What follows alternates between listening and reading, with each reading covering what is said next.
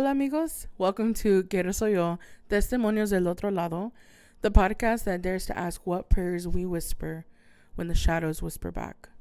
I'm your host Ray, and today we're diving into one of the most haunting legends in Latin American folklore, La Llorona. You probably heard her cry, "Ay, mis hijos." Well, a little scarier than that. But who is she really? And why does her story change depending on who tells it? Before we get into the episode, let me just set the scene really quick.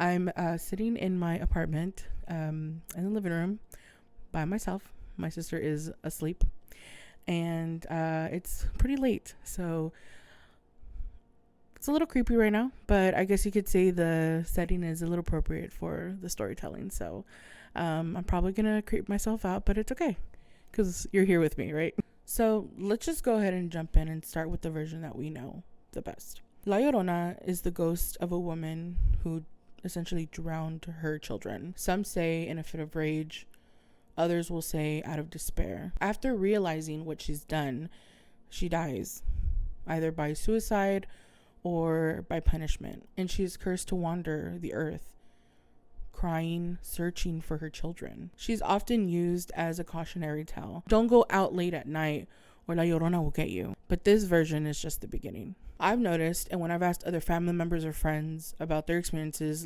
hearing the story, it tends to change or shift, depending on who's telling it, where you're at, or anything like that. There's different regions in Latin America that have their different versions and their meanings and what they think and, all of that. So let me just break it down a little bit. In Mexico, she is sometimes tied to colonial history. A woman betrayed by a Spanish lover, echoing the story of La Malinche. Now, when I was doing the research for this, I had briefly heard of this individual or this woman.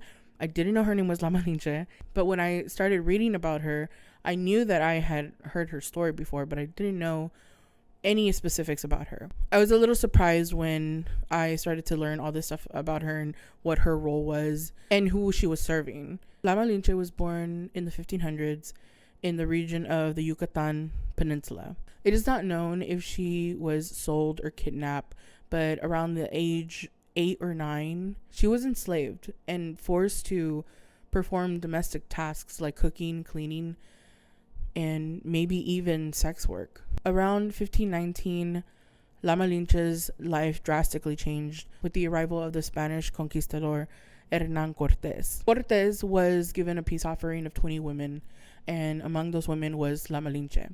All 20 women were baptized by Catholic priests, including La Malinche, and she was given the name Marlene. As time went on, Cortés noticed that La Malinche, or Marlene, was fluent in 2 languages, and he noticed that she was of worth.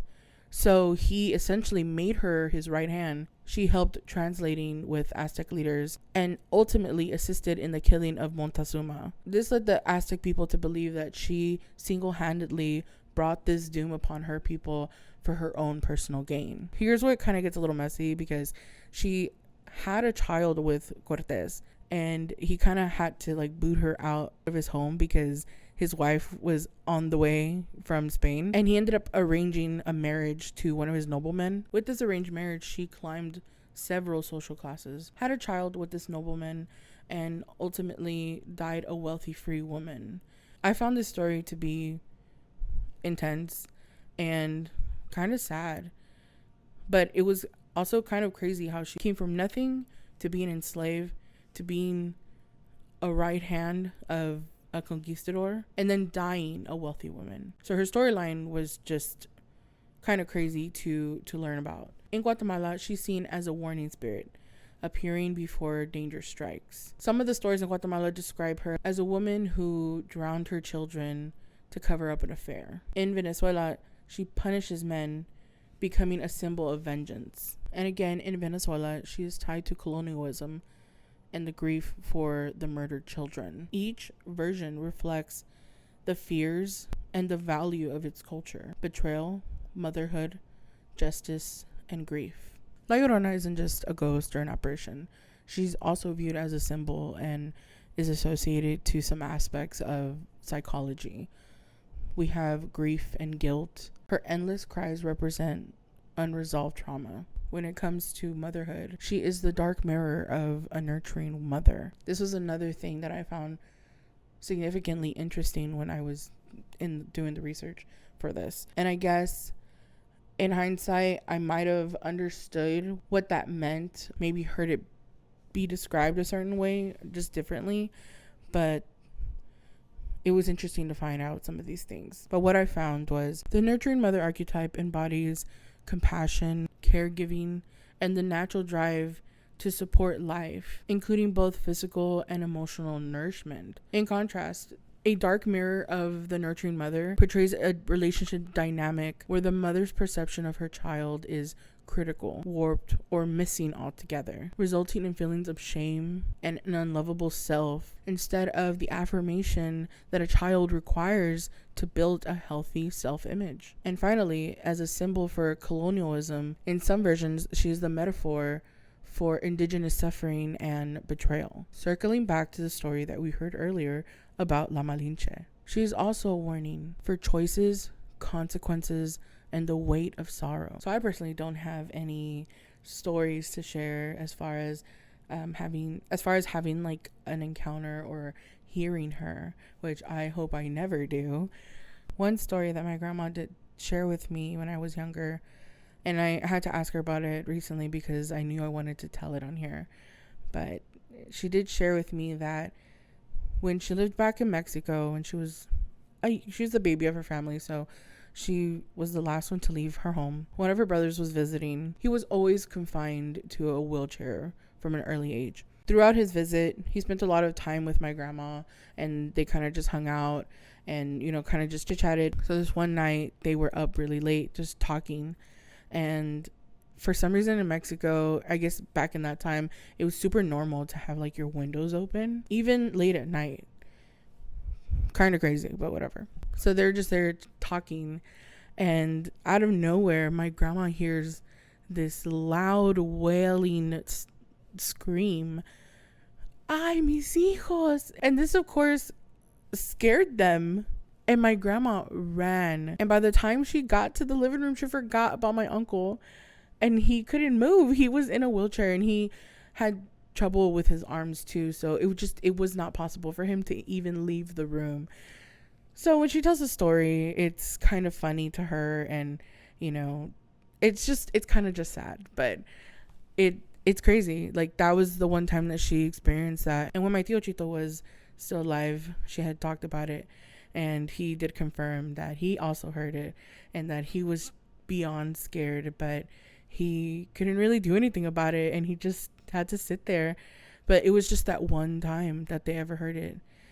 I can't remember if they said that they lived by a river. I know that she appears around those type of areas with water, but I just thought that was just an interesting little story. My grandma has a lot of stories about Mexico, so and I just thought that it was very fitting for the episode. So I felt like the episode needed to have at least another story about a sighting or an encounter with La Llorona. I searched many different social media sites, and I had luck with Reddit. There were a few stories on here that gave me the creeps, and I felt like this one in particular kind of creeped me out the most. So I hope you guys enjoy it. So this one's called "My Mom Saw La Llorona in Mexico when she was 15. She says, "My mom is from a small town in Mexico located in Zacatecas. When she was around 14, she had the habit of waking her mom up to go to the restroom, since it was an older home and the restroom was located outside." Absolutely not, first of all. Anyways, my mom tells me that it was around 3 a.m. when she woke up and felt the need to use the restroom urgently. So she began calling out for her mom. After a while of her mom not responding, she began to get agitated and started screaming. At this point, my mom turns around, and at the foot of her bed, she sees her mom standing there. She was wearing a white robe, but had a very bleak expression on her face, and both her arms were extended.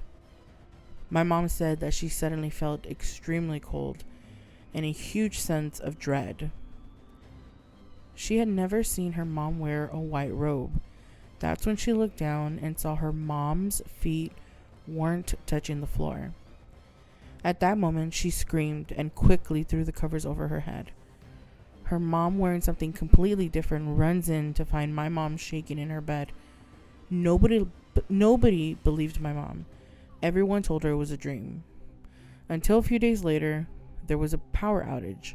During this, my mom and a few of her siblings with her parents all decided to sleep in the living room.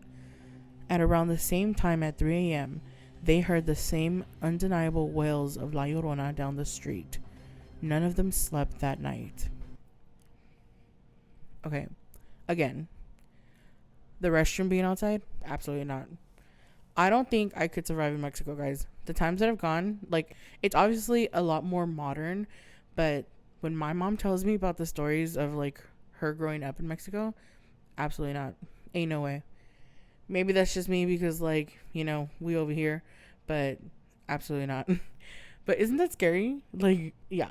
Let's move on to a different story. This is another one that was posted about 6 years ago. It's titled, I'm pretty sure I saw La Llorona when I was a child as well. I was about 9, and I was becoming kind of a rebel by staying up late, not abiding by my curfew, the usual. One day, I was out riding my bike around the neighborhood with a friend when the sun had started to go down. We were a little lost due to the dark, but we started to remember our way when we came across a ravine where we could catch frogs. It was then we saw a woman dressed in white standing in the ravine. She was so noticeable since she was heavily contrasted against the dark blue hues of the ravine at night. At that moment, we didn't really think much of it because we had never heard the story of La Llorona before. Eventually, we made it to our separate houses and said goodbye. When I walked into my house, my parents were pretty annoyed with me, so they sent me up to my room and told me to go to bed. Of course, I didn't go to sleep, and instead I just goofed off in my bedroom doing random things. Long after my parents had sent me to my room, and after my parents had gone to bed, I heard what sounded like a coyote howling. If you've never heard this sound before, it's extremely unsettling and can sound like crying. Coyotes were pretty common in my neighborhood, so although they sounded creepy, I was used to them. Usually when I hear the coyotes, I could tell how close they were by how clear their vocalizations were.